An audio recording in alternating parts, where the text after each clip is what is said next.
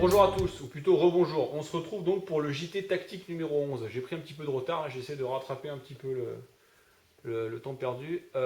Donc, dans ce JT, je voulais vous parler d'un produit que j'ai déjà testé une fois. Pareil, ça va être retesté prochainement, puisque je pars sur une sortie de 4 jours là, le week-end qui arrive. Et c'est la ceinture. C'est une ceinture de survie. Alors jusqu'à présent, ce que j'utilisais comme modèle de ceinture, j'utilisais ça, des ceintures qu'on appelle ceintures tactiques. Alors j'ai utilisé pendant longtemps un modèle de chez Condor qui est très bien, une ceinture dans un nylon très très épais qui va très très bien avec tout ce qui est pantalon militaire à gros passants. Celle-ci était équipée d'un triangle pour le rappel avec une norme. Alors c'était joli comme ça, mais vraiment aucune utilité pour moi. Et c'était plutôt un désavantage, je dirais, parce qu'en fait, c'est pas du tout confortable. Je m'explique. Au niveau du triangle ici, euh, la sangle est doublée. Et du coup, ça crée une épaisseur au niveau de la hanche. Et dans mon cas, à moi, ça venait un petit peu sur l'os ici.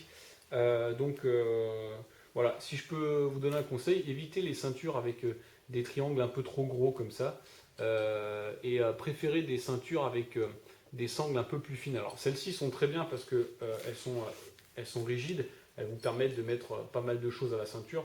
Si vous portez des gros couteaux ou si vous portez des gourdes notamment, ça peut être très intéressant. Donc jusqu'à présent j'ai utilisé ça. Après je suis passé sur un modèle qui est similaire mais sans le triangle de chez 5.11. Pareil, bon, c'est une ceinture qui est excellente. Pareil, elle est doublée ici. Alors ces ceintures sont très bien, mais comme je vous l'ai dit, l'inconvénient, si vous faites de la rando et que vous avez un sac avec une ceinture, euh, une grosse ceinture ventrale bien rembourrée, en général, bah, ça vient écraser la ceinture sur vos hanches. Ça peut faire assez mal, une grosse ceinture. Donc, pour cette raison, je cherchais quelque chose un peu plus agréable, un peu plus fin, un peu plus léger, et je suis tombé sur ça. Alors, c'est une ceinture de la marque Alpenlore. C'est une ceinture de survie. Alors en fait, c'est une ceinture qui est constituée par 5 éléments. Alors vous avez le premier élément qui est le triangle ici, qui est en acier inox, qui est normé et qui a une résistance de 453 kg. La norme c'est 4,4 kN, je ne sais pas ce que ça veut dire. S'il y a des experts, je suis preneur. Une boucle dans un plastique très très résistant, euh, qui est vraiment excellente. Vous avez ensuite une deuxième boucle plastique qui permet de régler un petit peu la taille. Donc ces ceintures sont disponibles dans 3 tailles. Et puis enfin, vous avez ce qu'eux ils appellent la ProWeb, qui est la sangle nylon qui constitue la corde, qui est une sangle qui a une résistance de 585 kg, qui fait 4 cm de largeur et 0,7 mm d'épaisseur. Donc ça fait un peu moins d'un millimètre en épaisseur, c'est très fin. C'est très agréable. Ça vient pas du tout me gêner au niveau des hanches sous la ceinture abdominale du sac. Euh, alors la particularité de cette ceinture, c'est qu'elle est composée, vous le voyez ici, d'un tressage paracorde. Donc c'est un petit peu la particularité, c'est que vous portez cette ceinture et vous avez avec vous, alors dépendamment de la taille, donc si vous êtes sur une taille S, vous allez avoir 10 mètres de paracorde. Si vous êtes sur une taille M, vous aurez 12 mètres. Et sur une taille L, vous aurez 15 mètres de paracorde tressée. Donc ça, c'est pour la paracorde. Pour la sangle nylon, vous allez avoir 2,7 mètres sur la S, 3,2 mètres sur la M et 3,7 mètres sur la L. Donc évidemment, la ceinture se démonte et c'est une ceinture qui peut vous permettre de faire pas mal de choses. Donc c'est livré avec un petit livret qui est très très bien fait. Il y a plein d'indications, c'est écrit je crois en allemand et en anglais. sur comment faire du feu, comment trouver de l'eau, etc., comment s'orienter, etc., etc. Il y a pas mal d'infos concernant des nœuds, comment faire des nœuds. Vous avez pas mal de choses aussi qui sont expliquées. Vous avez toutes les normes de la ceinture. Bon, il y a des nœuds assez basiques, mais c'est intéressant. C'est une ceinture que j'ai testée sur une sortie. Je vais la tester encore ce week-end.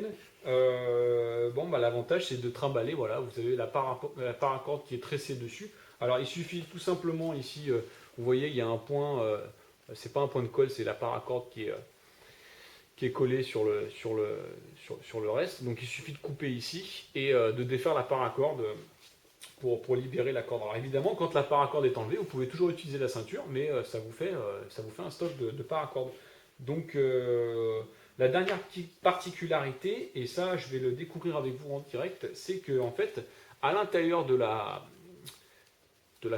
ceinture, il y a un petit kit qui est livré avec, qui est un mini kit de survie. Alors c'est quelque chose que j'avais vu dès le départ et que je ne savais pas, mais que je n'avais jamais ouvert puisque je voulais le faire le jour de la vidéo. Et alors je vais essayer d'ouvrir ça proprement parce que je vois qu'il y a un petit manuel d'instruction à l'intérieur.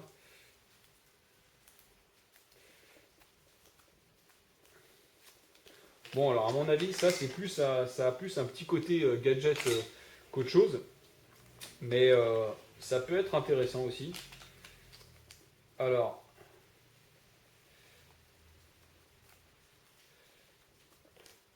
ah ouais, d'accord, quand même. Ah, c'est sympa. Ouais. Alors il y a une lame de scalpel qui est protégée avec du scotch devant. Vous avez sur le côté de la lame du scalpel, vous avez un grattoir pour allumettes. Vous avez ouais, on dirait du scotch ou du sparadrap. Vous avez sous sparadrap, vous avez 3 allumettes. Alors vous avez 3 allumettes, 2 avec le bout rouge et une allumette avec le bout bleu. Alors je pense qu'il doit y avoir une différence. Et vous avez 2 gros hameçons. Alors ils sont un petit peu bizarres, je ne suis pas un spécialiste de pêche, mais j'en fais quand même. Alors il y en a un qui est... bon, ils m'ont l'air assez énormes. Il y en a un qui est un petit peu courbé, qui n'est pas tout à fait dans l'axe, mais voilà. 2 gros hameçons. Alors il n'y a pas de fil de nylon, et il y a un petit manuel. Alors je ne sais pas ce que le manuel va dire, mais...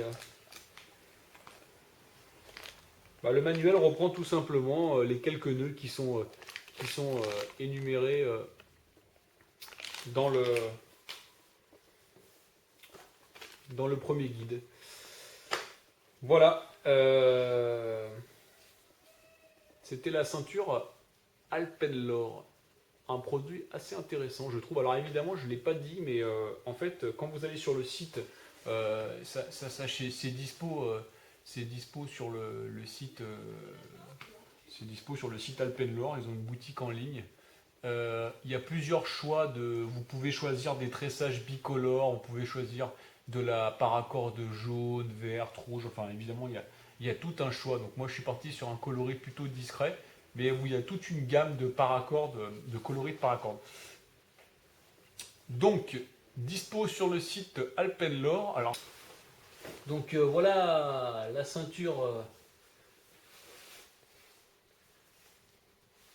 Voilà la ceinture portée. Donc évidemment, autre avantage de cette ceinture, c'est que sa faible largeur, en fait, elle s'adapte à tous les types de pantalons, et même les pantalons de randonnée classique, pantalons civils. Voilà, pas la peine d'avoir un treillis et un pantalon tactique. Voilà, donc c'était la ceinture de survie et de secours de chez Alpenlor. J'espère que ça vous a plu. Disponible sur le site à cette adresse. Je ne me souviens plus du prix, mais voilà, un produit assez intéressant. Je vous invite à aller faire un tour. J'espère que ça vous a plu. N'hésitez pas à laisser un commentaire, à laisser poser des questions, à liker et à vous abonner. Merci, à bientôt. Ciao.